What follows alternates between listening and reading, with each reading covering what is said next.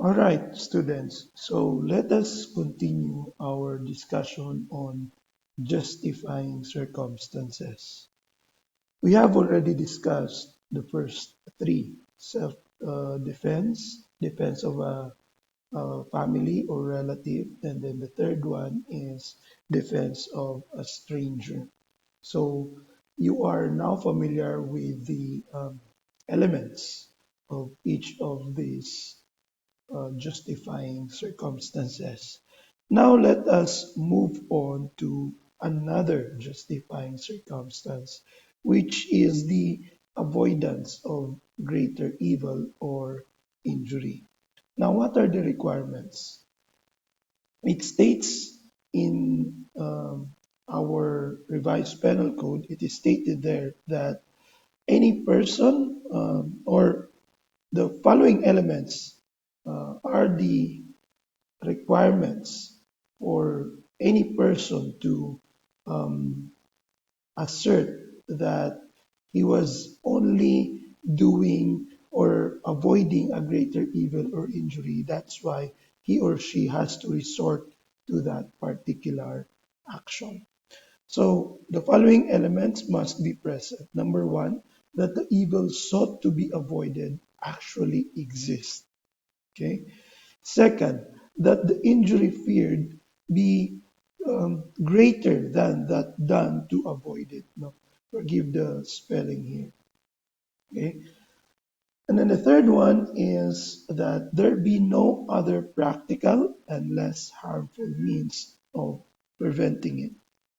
So, walang choice, walang pwedeng pagpilian ang taong nakagawa ng action na yon or ng act na yon or maybe an omission, no?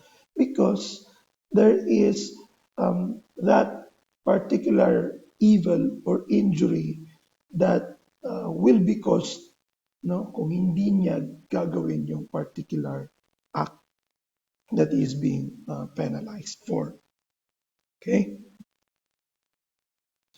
so we have to understand also that while this justifying circumstance prevents the attachment of criminal liability, the civil liability may still arise even when the defense is successfully claimed. So in this case, the civil liability does not arise from the crime, but it arises from the law or the civil code of the Philippines. Okay? All right. So let us continue. Remember that, as I mentioned, Article 101 of the Revised Penal Code of the Philippines provides that the persons for whose benefit the harm has been prevented shall be civilly liable in proportion to the benefit which they may have received. Okay? So, kaya dyan din nanggagaling yung civil liability nung tao na yun, no? That invokes this particular defense. All right? Moving on. Okay. I did mention this, no, na the injury feared be greater than that done to avoid the particular um, act. So the instinct, this is actually related to the instinct of self-preservation, no? And also that the greater evil should not be brought about by the negligence or imprudence of the person using this defense. Okay? The accused was not avoiding any evil that he or any ordinary evil. Okay, it must be of a greater evil, no, or injury.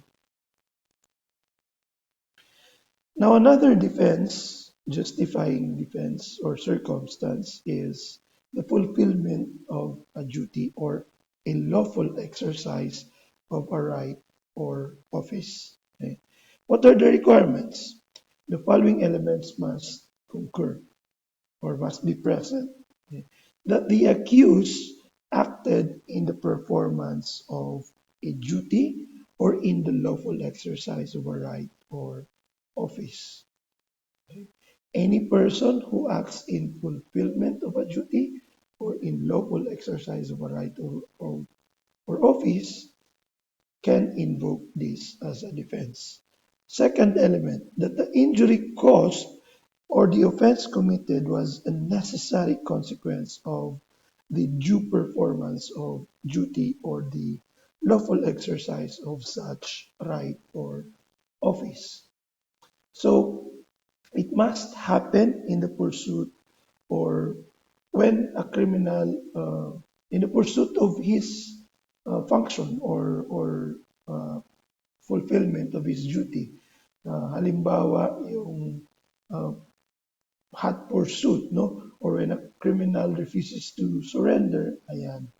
Ginagawa kasi ng tao yung, a law enforcement officer has committed an act that is penalized under the revised penal code, but he did that in the performance of his duty to secure the arrest of a criminal. So kung nag-refuse yun to surrender and then they had an encounter, maybe blow by blow, or the most cases naman is shooting, no? Again, this is subject to certain qualifications, no? Kasi it must be commensurate, all right? We have discussed this before, right? Kasi hindi pwede na uh, halimbawa uh, wala namang hawak na weapon yung the person injured, and yet here the person defending himself or the defendant ay mas grabe yung kanyang ginawa, no? Barilin. So again, in this particular example, we are only emphasizing on the fact that the person who invokes this particular defense must be in the performance of a duty or lawful exercise of a right or office. Okay? So he must prove that he was the holder of that particular position or of a right or of the office or when he was performing the duty that injured the or another person. Okay, so it won't apply, unfortunately, to a security guard if he kills a thief who refuses to stop. No, kasi most of the times, uh, or as we all know, security guards are uh, for only up to prevention. No, uh, they yes they may be quote unquote part of the law enforcement power, but they are only up to prevention only. Okay? And the ang exemption naman is he can only kill if he is defending and not pursuing. Okay? He is defending himself. So defense, self-defense, defense of a family, or defense of a stranger. But not kung alimbawa hinahabol na niya, no? Pursuing the criminal at napatay niya. That's a different story. Okay? And then there's another exception naman, exception to the exception, where a prison guard, however, can kill an escaped prisoner. Again, given that he has exhausted all the possible remedies to bring back the escaped prisoner to the prison. Again, the requisites, I did mention this already. Next is another defense or justifying circumstance, which is the state of necessity, or that obedience, um, or okay, let me quickly put this in perspective. No, when we speak of a state of necessity, the requisite is that the evil sought to be avoided actually exists, and that injury feared be greater than that than to avoid it. No? Ito yung na-mention din natin kanina. And there's no other practical and less harmful means of preventing it. It's differently called as the state of necessity. Ito na yung fulfillment of a duty. This is, you can review on this or you can actually do a case digest on this. This is a particular jurisprudence supporting this particular self or justifying circumstance. All right. Um, Another justifying circumstance is obedience to an order issued for some lawful purpose. So, what are the requisites?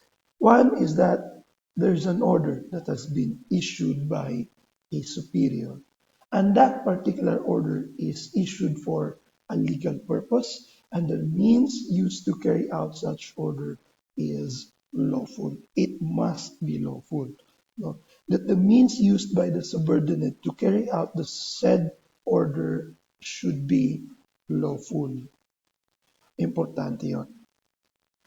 Now, you might ask, can a subordinate raise the defense of good faith? No? If, halimbawa, he is not aware of the illegality of the order and that he exercised due diligence in the performance of his duty. Of course, the answer is yes. So, an example would be People versus Veronella, no?